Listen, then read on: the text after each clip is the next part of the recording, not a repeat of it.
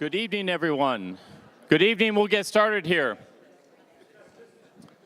First of all, welcome to the beautiful Mill Valley Library on behalf of the Mill Valley Historical Society. My name is Charlie Vogelheim, former board member, active member, and so excited to see you all here today. I'd like to first just give a round of applause to Natalie and the wonderful staff here at the library for having us.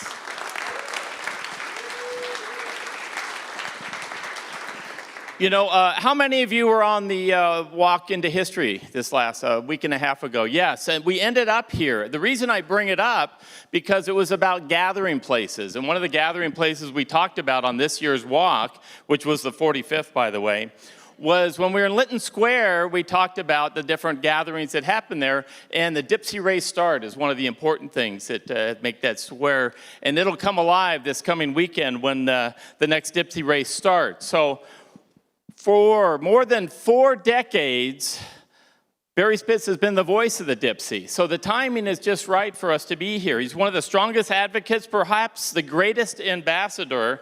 And on June 9th this year, it'll be the 41st time that you're at the finish line announcing the race. He's been the historian, authoritative figure, champion of the Dipsea for all it stands for. And for all that, he was inducted into the Dipsea Hall of Fame back in 2015. He became enchanted with the Dipsea when he first moved out here in 1975, actively involved in the running world as a runner and a racer, writer for Runner's World, City Sports, Running Time magazines, and of course as a race announcer. He met his wife Pam on the Dipsea, right? Yes. And since then, single men have wandered the trail ever since, seeing if they have the same fortunes. She was leading Marin Discovery's hiking group in the process of writing, and you were in the process of writing Dipsea Trails. As I say that, he wrote the book on the Dipsea, and it's not this one, because that's about San Anselmo, or this one, which is the history of Marin, which is a great one, or this one, which is the history of Mill Valley, which is still available through the Historical Society, and you can get copies. Is it right here, Stella, or yes? Right, and this is a great one, but I meant this one right here, of course. The Dipsea, the greatest race. Ladies and gentlemen, it's a life but more than the Dipsea, and we're going to all share it with him tonight. We're so thankful to have you here. Barry, thanks for coming by. Thank you so much. Wow, that was very nice. Okay, we don't have a lot of time, so we're going to race through the Dipsea without getting tired, which is a good thing. So here's the plaque that was just referred to. It was put in 2010, the year that the Dipsea Race was named to the National Register of Historical Places, and that's no small thing. And most of the work was done by my old friend Dewey Livingston, who put it all together. And there it is. You could see it anytime you go by Lytton Square. I must give a shout out to William Kent, because so much of what we have in Marin was due to him. And he owned virtually all of the Dipsea race course. His father came here from Chicago right after the Great Fire there. They landed in Kentfield. He started buying up the old Throckmorton ranches, of which Mill Valley was one of them. And they went all the way out to Stinson. He bought a lot of them. And the trail was basically, once you left Mill Valley, entirely on William Kent land. He's the one that came up with the name Dipsea. And there's been a lot of speculation about that, but I found an article from 1927 that says he named it for a poem by Rudyard Kipling, who was very big at that time. He won the Nobel Prize in 1907. It's called Deep Sea Chanty. Go and look it up, and you'll see the origin of the word Dipsea. Thank you, William Kent. He came into some trouble a few years ago for he was a congressman from representing Marin. He was in favor of the Chinese Exclusion Act, as was everyone, virtually. But I think people have recognized that he did more good than not. Here is the Dipsea Inn that William Kent built at the land he owned that is now Seadrift on Stinson Beach. And those are members of the Olympic Club, the oldest athletic club in the United States, who came out in 1904. They came to the Mill Valley train station, which is the way everybody came, ferry and train, decided who can get to the Dipsea Inn first. And two guys took up the bet, Boas and Coney, and they raced to the Dipsea Inn, and they said, that's a good idea. Let's make an annual race of this, which was no small thing in those days. Before roads, before cars, before radio, before electronic communications, it was quite an achievement. But the Olympic Club, being what it is and was and is, pulled it off. It's very hard to find a map of the Dipsea Trail that tells it, and I told Natalie, delete this, put it back in. Here it is. It doesn't convey what it is, but there it is, the start, Mill Valley, but you're going to hear some of these place names, going up Throckmorton, Dipsea Steps, alongside Sequoia Valley Road to Windy Gap, down to Muir Woods, down Suicide, up through Muir Woods, up to Hogsback, up to Cardiac, then starting your descent at Lone Tree, down the swoop to Old Highway 1. The last hill is called Insult. Then they go on the moors to Stinson Beach.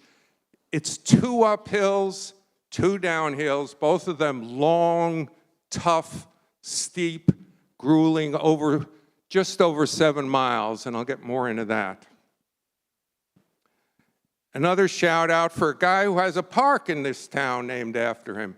This race would not be going on today if it weren't for Jerry Hauke, a truly great man that I had the privilege of knowing. He was the race director for 33 years, and the race was under a lot of pressure from, because the Golden Gate National Recreation came in 1978 and didn't like all the things that was going on. And Jerry Hauke fought them and fighting for the race. And he secured the last easement, the last private easement on the Dipsea Trail, just on Bayview in Mill Valley. So thank you, Jerry. All right, here's the starting line. It's varied very slightly. As you could see in Lytton Square, which was named after the first Mill Valley soldier to die in World War I. He died of spinal meningitis while in camp in Washington, but nonetheless, he's honored. You could see they don't have the greenery or the trees, but that flagpole was there. And what I love about this picture, I hope you all love it, there's something very unusual in the center of this picture. I don't have a pointer, but I'm pointing to it. It says, just to the left of the flagpole. Does anybody notice anything unusual? Just to the left of the flagpole, along, what? That's right, there's a gap between the buildings. The railroad went through there. From the train station on the right, it went through there. And you could still find that gap. It's not a gap anymore, but you still can see the difference in the roof lines. And I love the dogs roaming around. Things have gotten a little more formal. And you cannot talk about the Dipsea without its role as a pioneer for women racing. Women were not allowed to race in long-distance races in this country until 1971. The longest distance race in the Olympics until the 60s was 400 meters, but the Dipsea permitted this, calling it a hike. There you go. And it was held from 1918 to 22, 5 years. And actually, the daughter of one of the winners came to our little reunion a few years ago. She lives in Ross, and that was very sweet. But there's the depot when it was the train depot. As I said, everybody came by ferry or train. Marin was so sparsely populated that basically everybody came from San Francisco or elsewhere. And here's a little later, the Purity grocery store. Maybe some of you remember that, I don't know. I sure don't. The Mill Valley Guest House, that sounds intriguing. But anyhow, here's, after the terrible fire of 1929 in Mill Valley, which almost destroyed the whole town, they put up a clock, which is still there at the square, dedicated to the firefighters. So now the race starts at the clock, or did for many years, and there you go. Now I put this one in, it's a handicap race, meaning not all the runners start together. For most of the years it was all men, and it was individually assigned your head start. Until 1965, your head start was individually assigned based on a handicapper's view of your ability. So this year they sent out a Mill Valley guy named Jim Imperiali, who did a lot of good things. He's a Mill Valley family, and they gave him a way too big lead, as you could see. He's already slaughtering the field, and he won the race in 1959. But I also leave it up here because we're going to go over the Dipsea Trail, but there is an alternate. Right after this, Jim and everybody else cuts through Old Mill Park, which was part of the original Mill Valley, on the original deeds, and they debate whether to go left or right of the bathrooms. I don't think there were bathrooms in the earliest years, but now they debate, do you go left or right of the bathrooms? And then you hit the famous steps, which we'll show you. But one guy didn't do that. It was quite a game in the Dipsea to try to find, it's an open course, meaning you can go any way you want, until recent years when they have all these restrictions. But in the early years, you can go any way you want. And this guy, Ron Raymer, whose wife, Susan, does anybody remember? She had a shop right on Throckmorton. Anybody remember that? He figured out a better way. He did not go on the steps. He continued from here to Cascade, ran all the way up Cascade to the Zigzag Trail, went up the Zigzag Trail to the mountain home, then ran on Panoramic Highway all the way with a few little shortcuts. And then he finally dropped down at Steep Ravine. The point, that may not have been shorter, but it was only one uphill. Everybody else goes up, down to Muir Woods, back up, and down. He only did one uphill, and it worked. He was a very average runner. He finished 13th that year, way out of his league. and then in the double Dipsea, everybody started doing it, and they just dominated. So the next year, the Dipsea eliminated it, no running on Panoramic Highway. So there you go.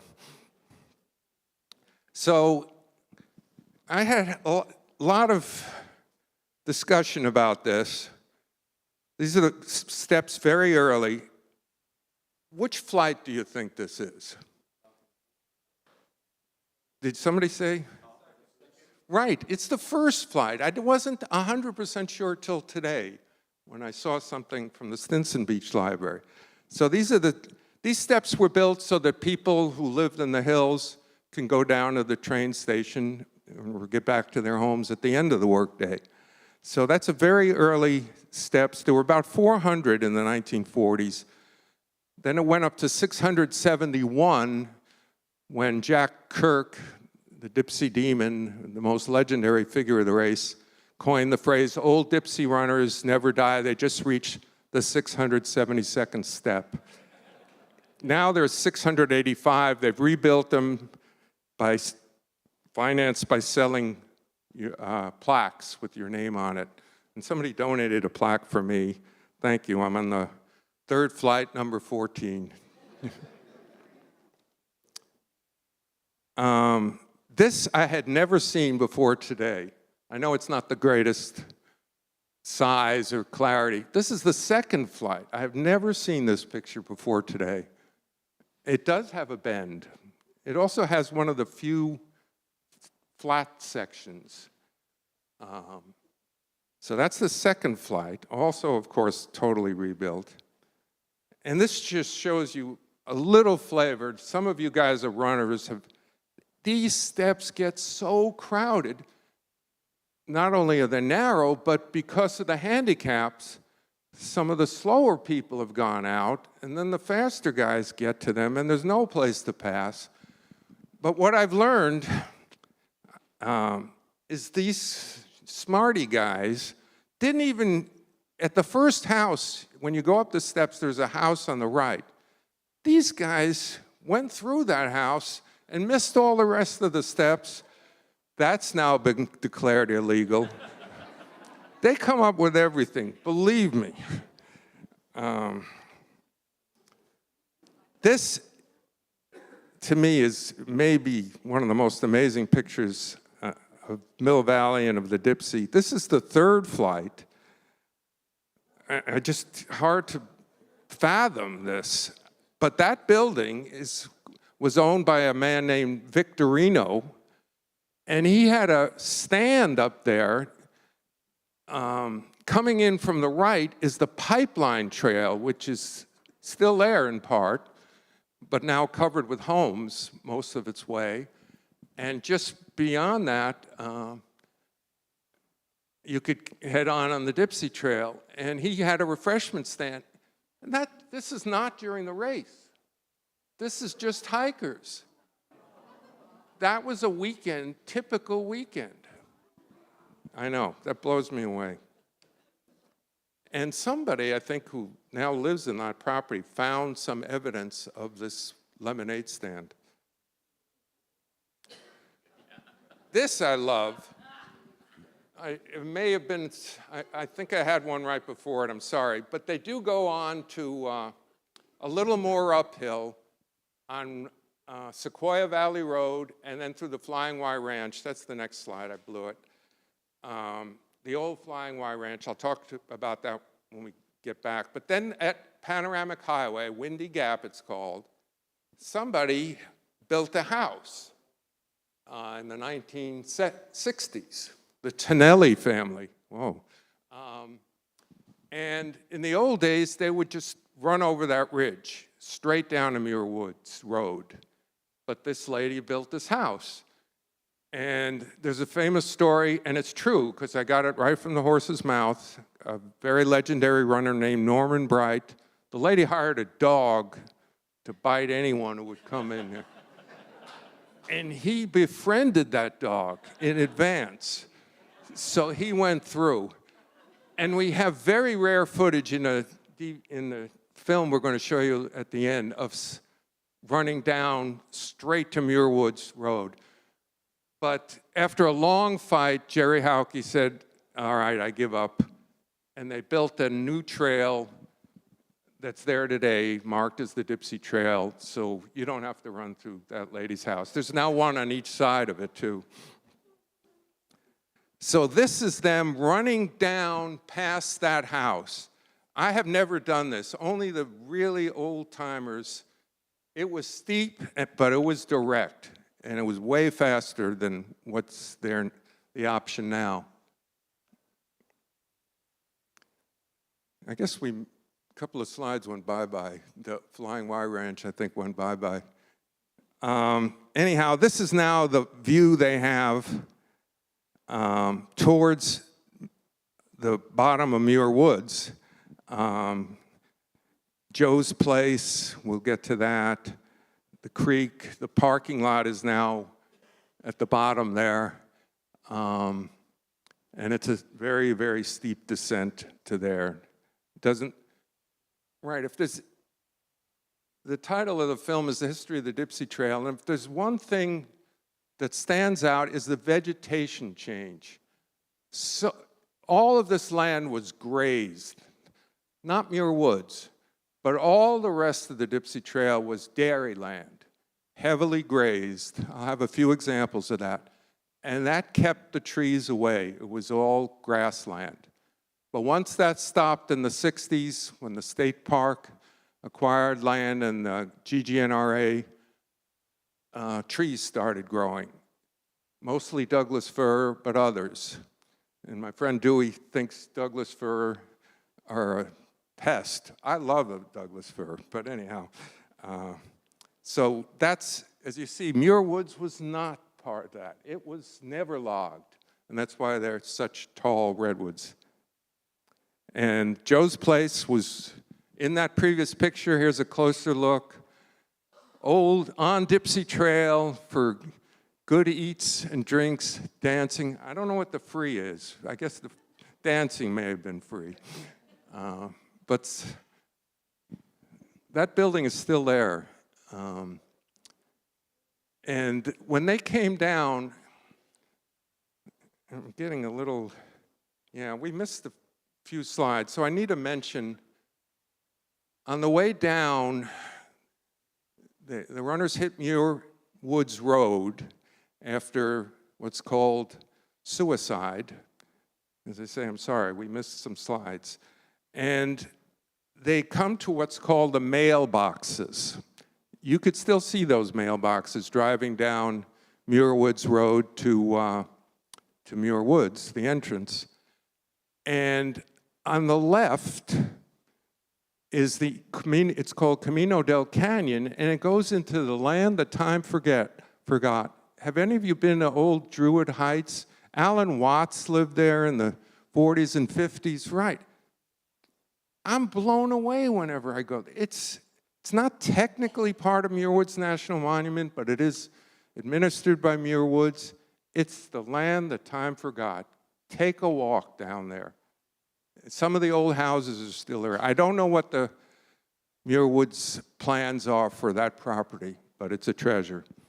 So they drop down, and just past Joe's place, here's the Don't Get Me Started bridge. Don't get me started. Elizabeth Terwilliger, any of you remember her? All right.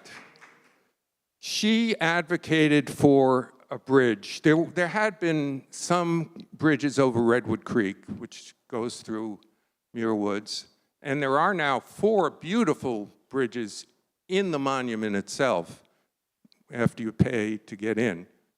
But this one is outside before the pay entrance. In 1982, if you remember, we had that terrific flood, the biggest one in modern times, and it washed this away. 1982. That is 42 years ago. Has a bridge been rebuilt on the most major trail in the Bay Area, used by hikers, runners? 42 years. Don't get me started, I said. This blows me away. I always give this anecdote. I'm a big World War II history buff. When the Americans reached the Rhine in 1945, they put up 2 bridges in 36 hours that could and the Rhine is a mile wide. This is 25 feet wide. That can handle tanks, and they did it under enemy fire. And we can't build a bridge here, and now the latest plan is 2028, and we know that's not going to happen. So anyhow, as I said, don't get me started. So as I said, there were a lot of dairy ranches, and I love these. These are, all the styles are gone, but you could see some remnants of the posts. This is what they had to do. Some of them they leaped over, some they squeezed through, but it was all dairy land, all dairy land. That's the guy that won the race, actually, went a few years earlier. All right, this one we just added today from the Stinson Beach Historical Society.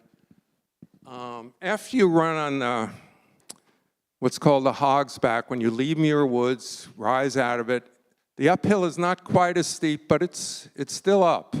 It's grassland. It's mostly grassland still, although not near as much. And then you enter what is called the Deer Forest, or William Kent's Deer Park. A beautiful area then, beautiful area now. And there's an old picture of what it looked like then, and it still kind of looks like that. It's the Deer Park Fire Road that the Dipsea crisscrosses in and out of.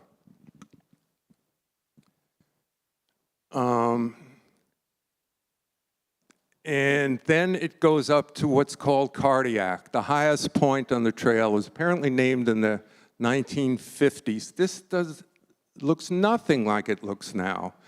Nothing. There's now a fountain on the top they put in, but this is so much more wooded.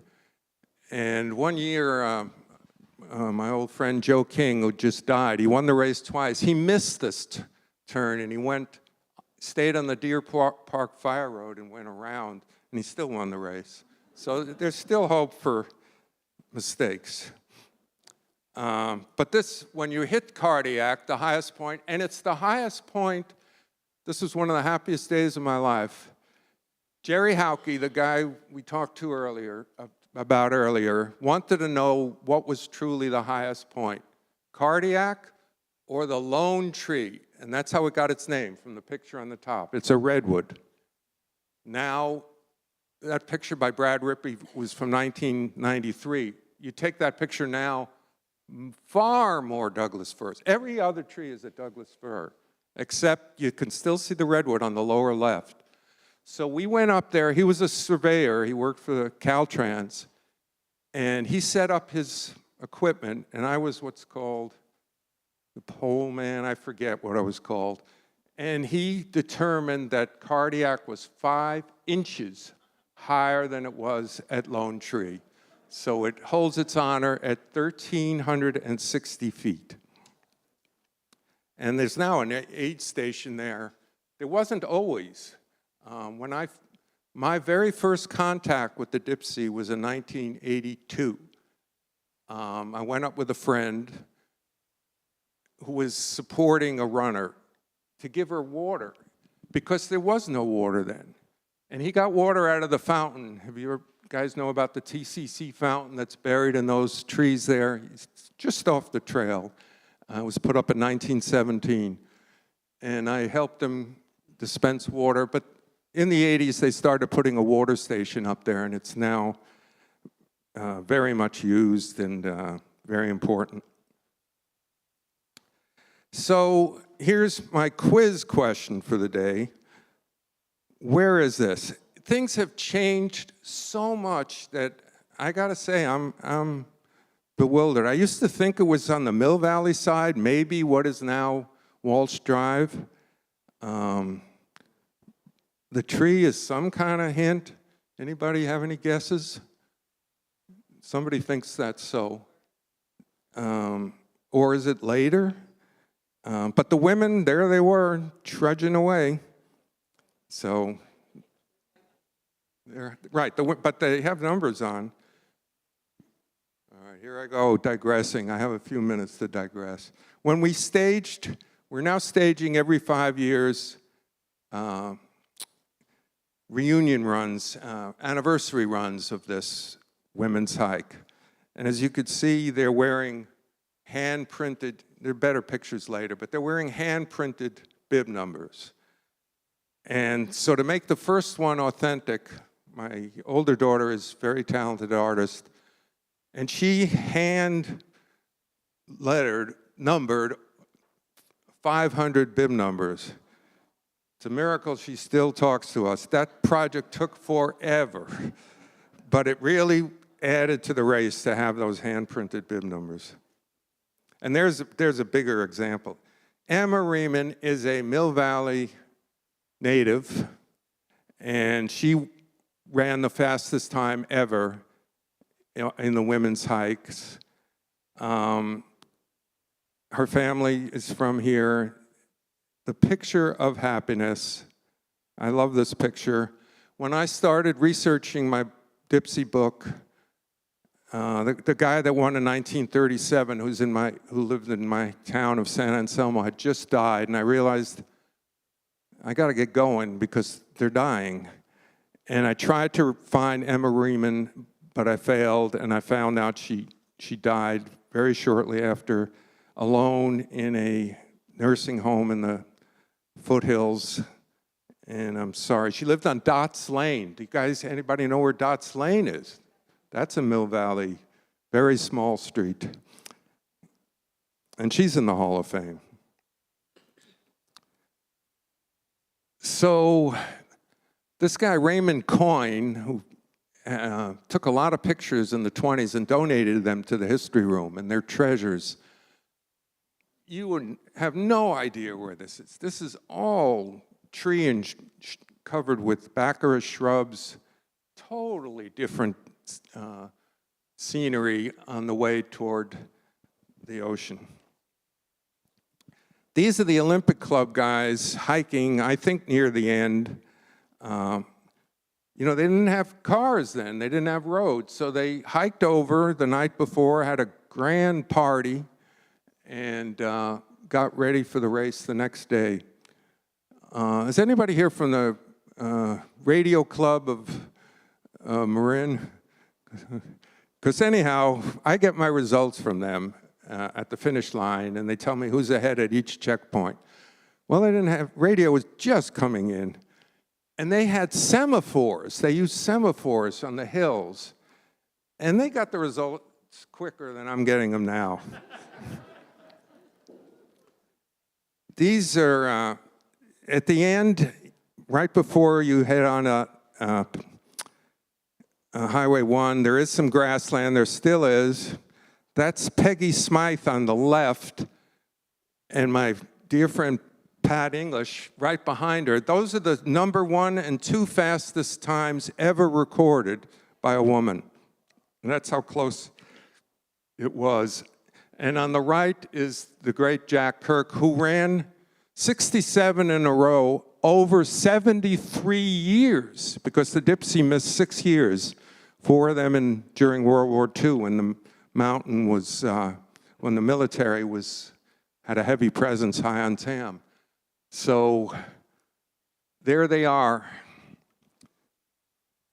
And I just wanted to prove that there are cows. There were cows. And that's a sweet scene. And here's one for a lady in the front row, Russ Kiernan, who recently passed away. Here's his wife, Marilyn. He was the master of going downhill.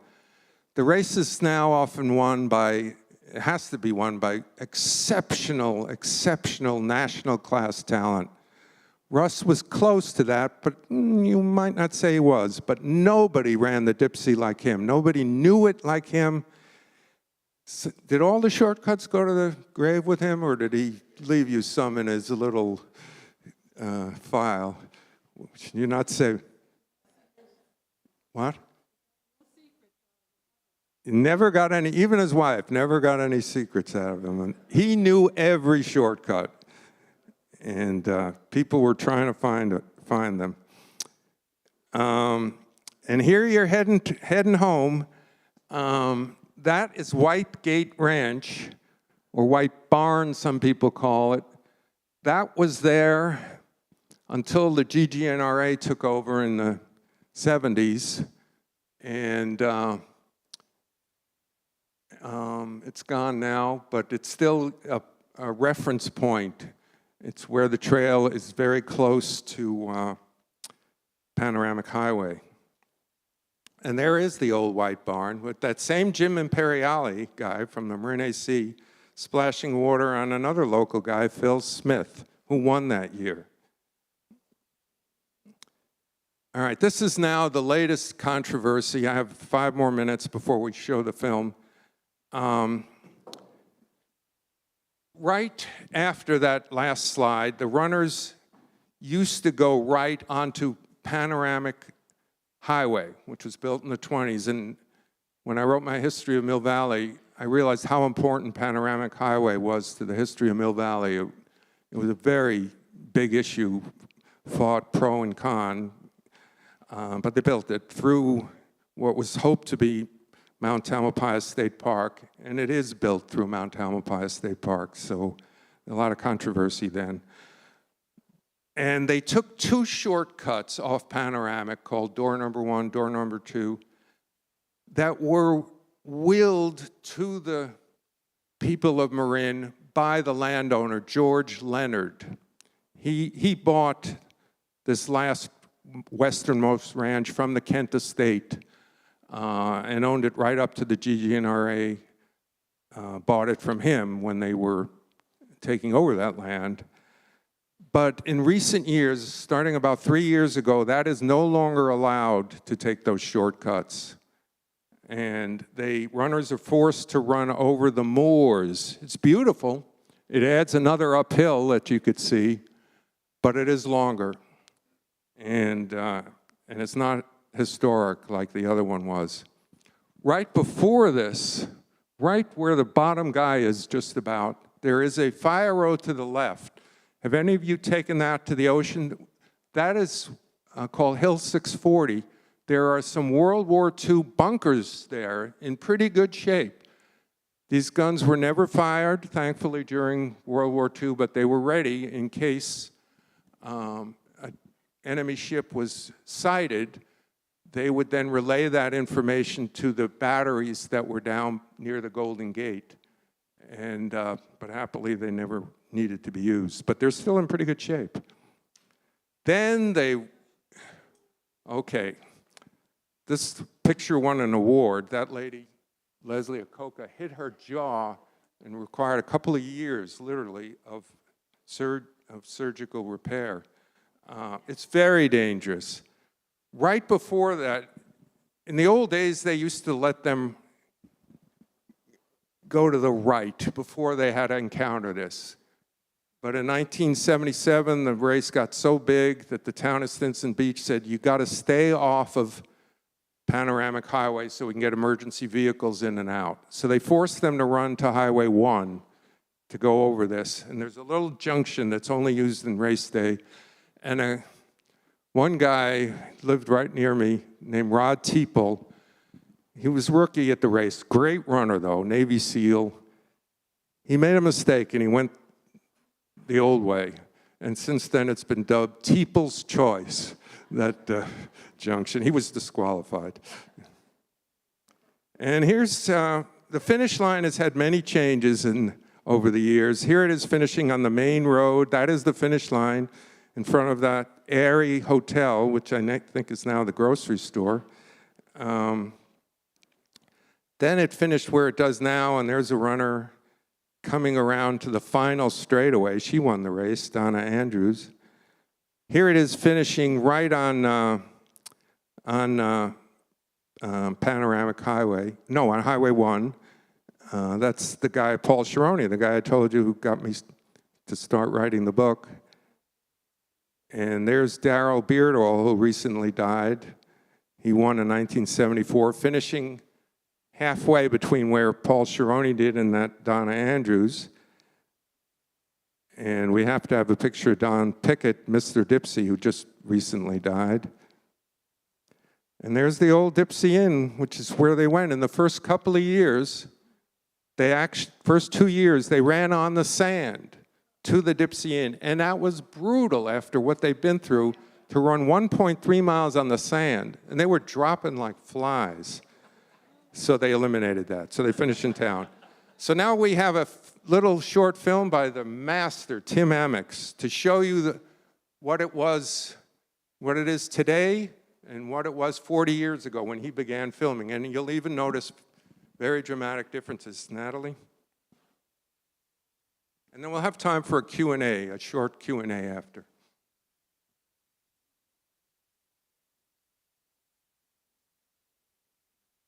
Thank you. It has no sound, so I'm allowed to talk.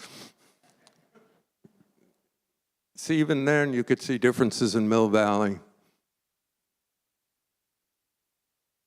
And now, don't even think of getting a parking spot this Sunday.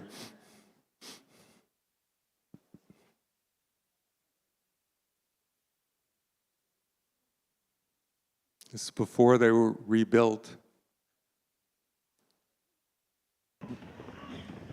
Oh, getting tired. But some people can bound up them. See, the women start ahead of most of the men. That was why there was all women there.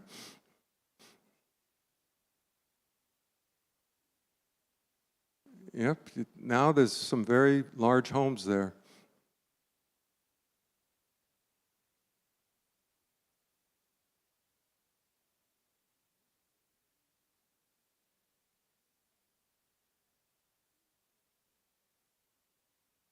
All right, now they're coming down.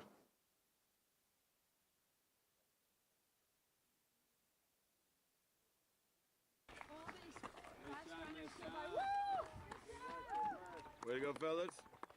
Go, Brian. This is not a race for the faint-hearted, like suicide or. Oh, that's. I've seen this with music, and it rouses the blood. Wow.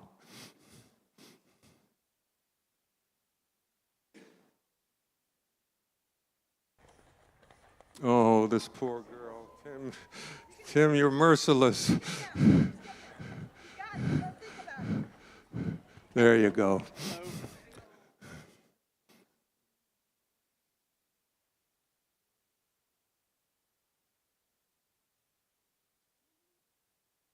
There's the bridge. 42 years.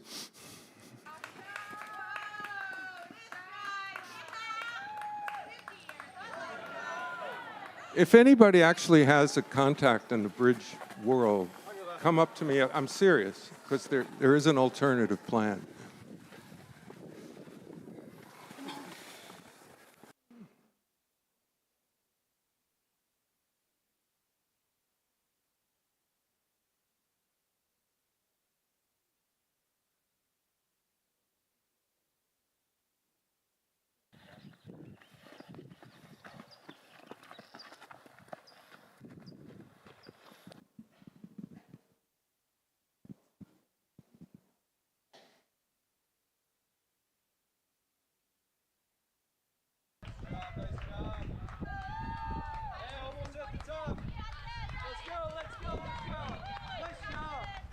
Nobody's running.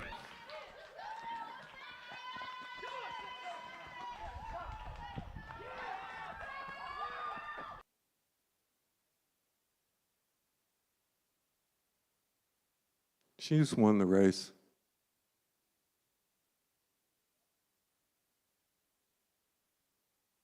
You didn't even stop for water.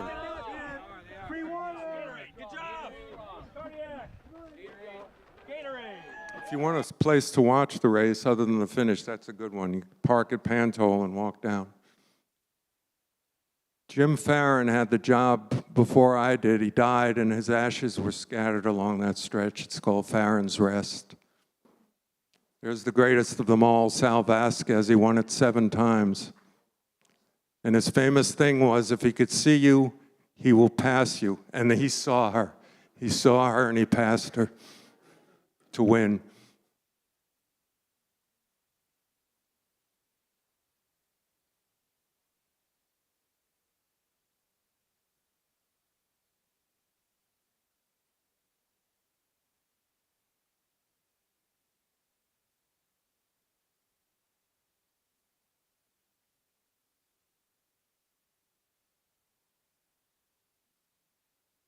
How they do it is beyond me. I can't even walk down this anymore.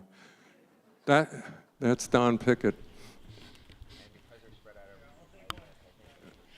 She's could win it this Sunday, Clara Peterson. Good job. And that's the guy that did win it last year, Patty O'Leary. Five.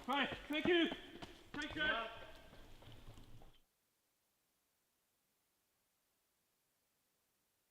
Again, nobody running, basically.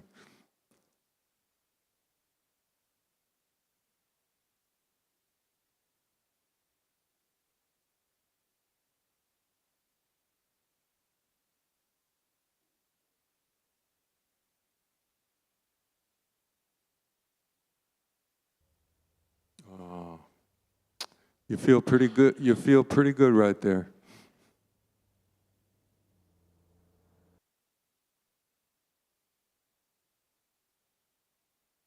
This is no longer allowed.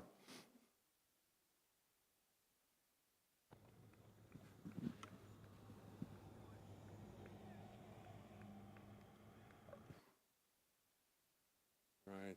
The good old days.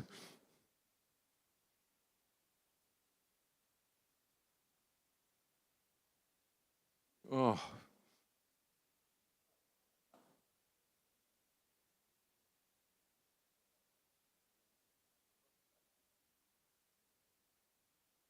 Oh my God.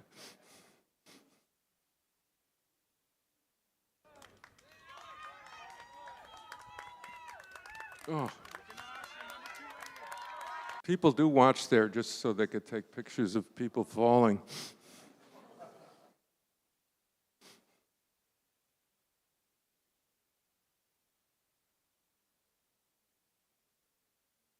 There's the Dipsea Demon. He ran until he was 97, I believe.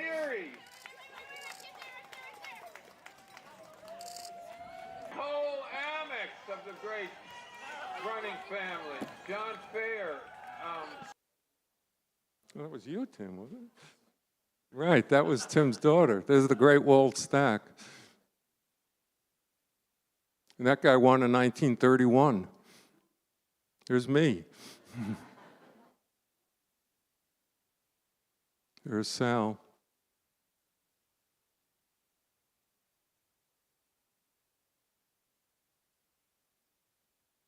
They get black numbered T-shirts, and that means more usually than anything. Thank you, Tim.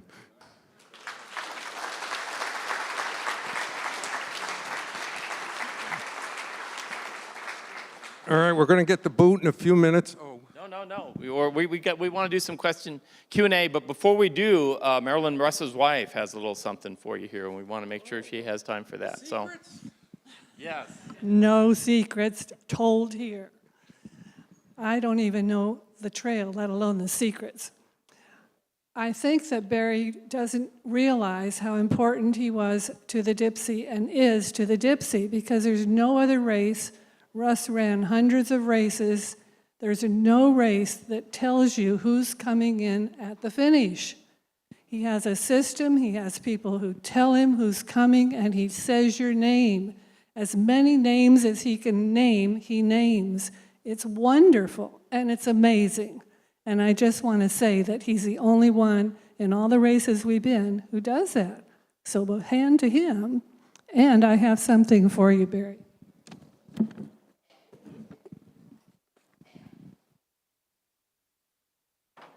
I have a few of these, and I thought I could get rid of at least one of them. And he never got to have one. That's not fair.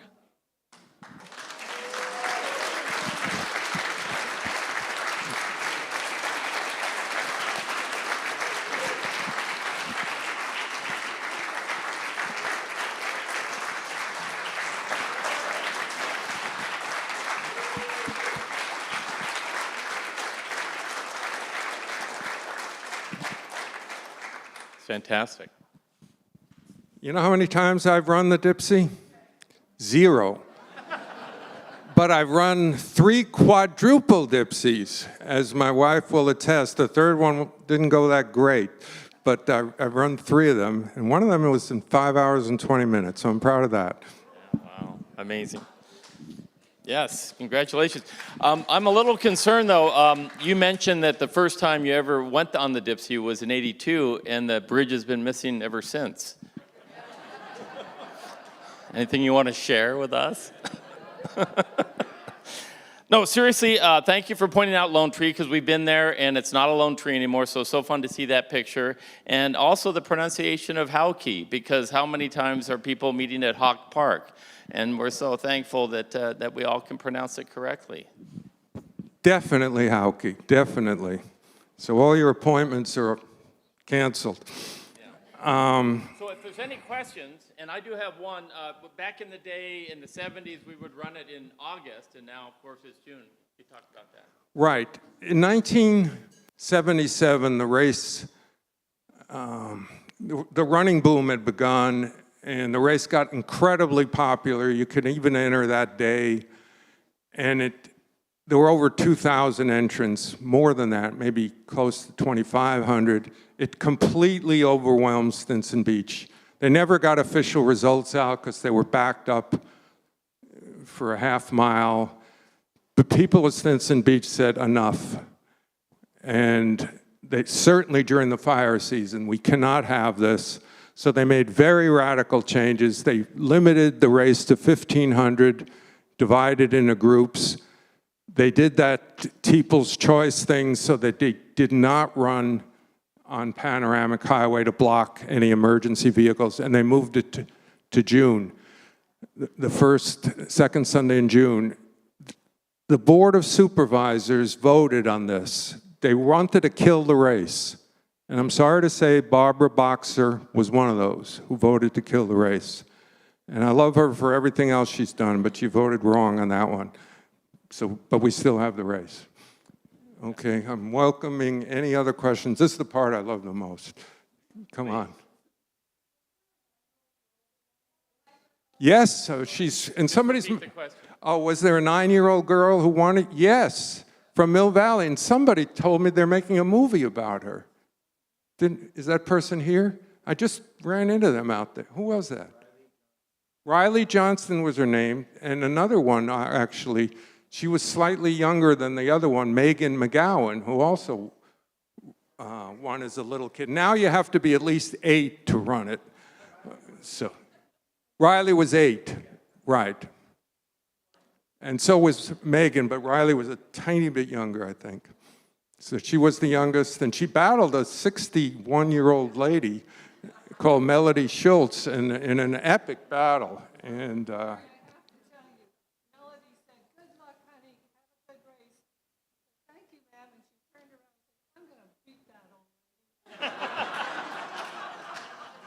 wow. Right, right. Any others on any other aspect? So the Dipseas, we're all talking about so much of the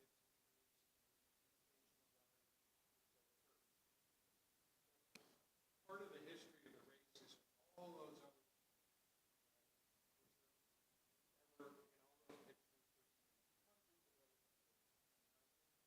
that's what is not just the vocational group, black shirt, we all honor, but it's also all the other people that show up, back 700. Right? I've run the Dipsea, and I volunteered for the Dipsea. Catcher at the bottom of the stile on Highway 1, which I don't catch the first runners coming through because they don't want to be touched to get disqualified. Once I start seeing that the regular recreational runners coming through, it's all about keeping people from dying on the asphalt there. You bring up a very good point, because until 1965, when the handicaps were individually assigned to each of the 50 runners, or 60, it was a manageable number, everybody on that starting line thought they had a chance to win. And they did. And it was won by total unknowns. I know this is hard to follow, but starting in 1965, your handicap was based on your age. And then in 1971, when women were allowed in, age and gender. And now only the very best in that age and gender group can win. So no longer does everybody feel they can win. So yes, there has been a change in that feeling of the race. Good point. How many at its busiest race? What was the most that ever ran it? That was 1977 or 76 before they made the rule changes. There were over 2,000 finishers.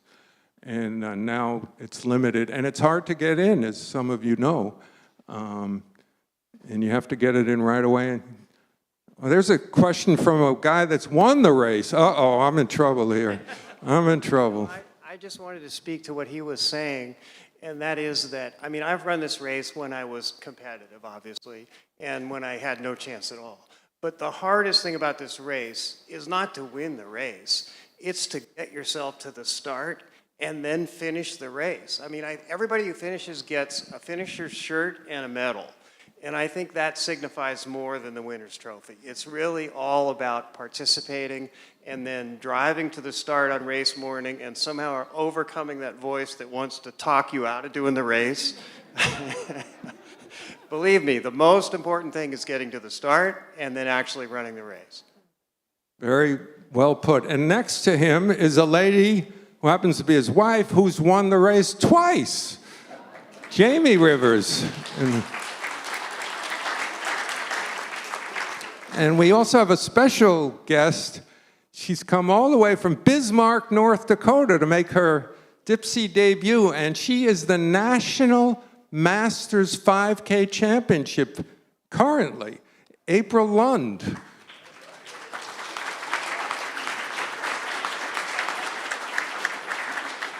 Okay, any other questions? So you told us that women were first allowed in 1921.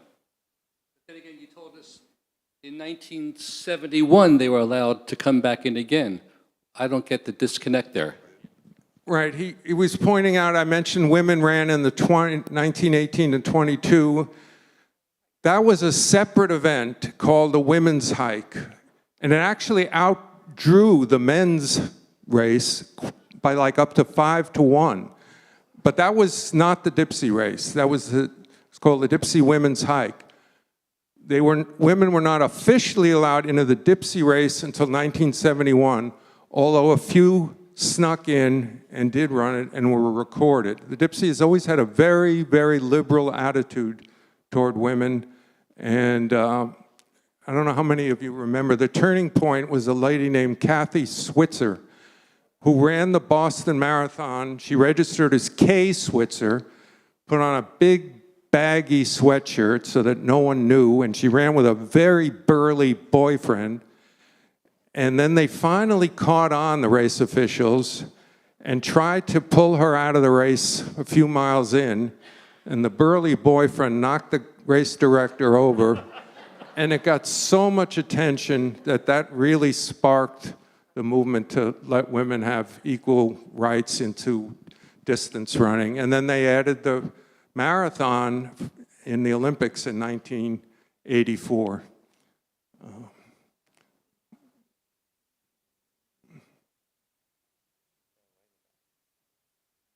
Oh, okay, backbencher. Thank you so much. It's amazing. I love hearing the history of this race.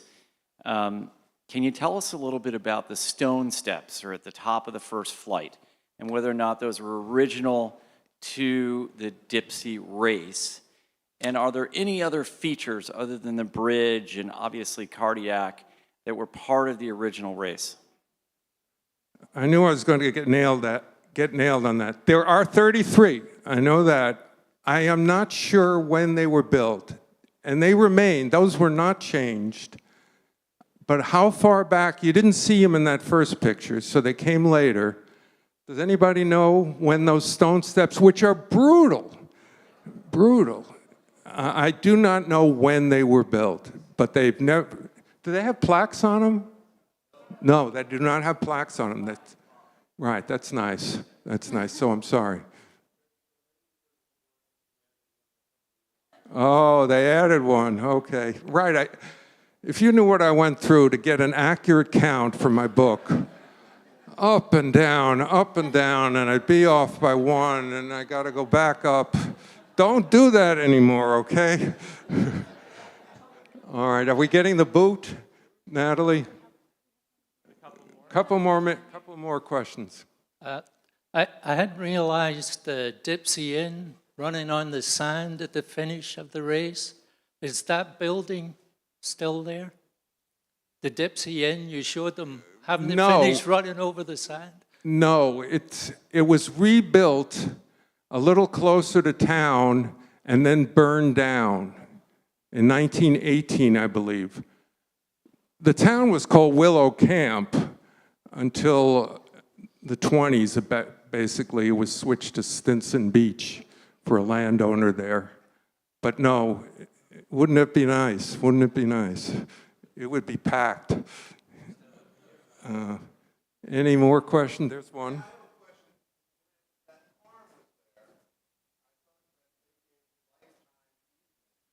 Dipsea, and the GGNRA came into the office and said, hey, you can't run it anymore. And they said, oh, no. Here, go see our real estate guy. And he put out all the papers, and they had that lifetime easement. So how do we lose door 1 and 2? You're absolutely right. I did mention it briefly. George Leonard, I didn't know him, but I knew his daughter, Barbara Robin, who held a record for most finishes by a woman. And she bought me that step. And Flight 3. And I've been in her Stinson Beach home. I've seen the deed. It exists. It was published even in the newspaper. George Leonard made it clear that the Dipsea Race, it wasn't the Dipsea Race, the Marin County had the right to go there. How the GGNRA is just able to eliminate that, I mean, it's environmental is their claim, is their thing, that it's environmentally hazardous, and I'm all for the environment, so it's a tough one, but the Dipsea has not given up on fighting to restore what they call the historical trail, not shortcuts, but they call it the historical trail, and they're still fighting for that. But I'm serious about the bridge. If anybody knows an architect, I just heard there's a possibility of building a temporary bridge at a more reasonable price, at a more reasonable pace. So I'd be happy to hear. I know, I haven't talked to him yet about that, but go on. What was the link to Dot Lane?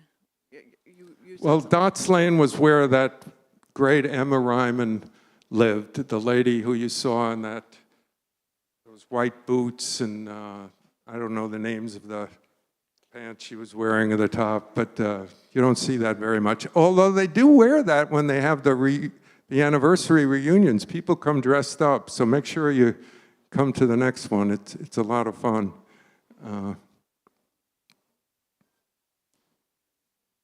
One question, excluding the handicap and excluding the zigzag route, what is the record of the Dipsea, and who did it and when? Right, I'm actually going to have it's the 50th anniversary of that, and I'm going to have an article in the IJ, maybe tomorrow, maybe in the next couple of days. It's 44 minutes and 49 seconds, which is hard to believe, by Ron Elijah. And the course was shorter. It definitely was shorter. And so it's very hard for people to say what is the greatest, but most people think that is the greatest. And I put in my article, just say they got to a local car dealer, maybe one of you guys is a local car dealer, to put up a car to see if anyone could break the record. And maybe that would lure some of the great Ethiopians or Kenyans. And I have heard from experts think that maybe they could do that, a top world-class cross-country runner. But that's why they keep debating. That's part of what makes the race so great. The women's record, you saw the lady, 55 something, I forget exactly. Oh yeah, there's cheating, the history of the cheating. Maybe that's another day, but yes. A guy that I once had very close relations with, I worked for him. I'm getting the boot. Last question. Yes, he took a car. He had it waiting for him on Panoramic Highway and got driven to and then he blended in and he finished third. And then there was another guy who also was a friend of mine. Not looking good, is it? And there have been a few others. There have been a few, yes, there has been, but now it's much more rigid. They wear electronic stuff that they pass, and I think you could still cheat, but it's harder. Thank you guys so much. Ladies and gentlemen, Barry Spitz.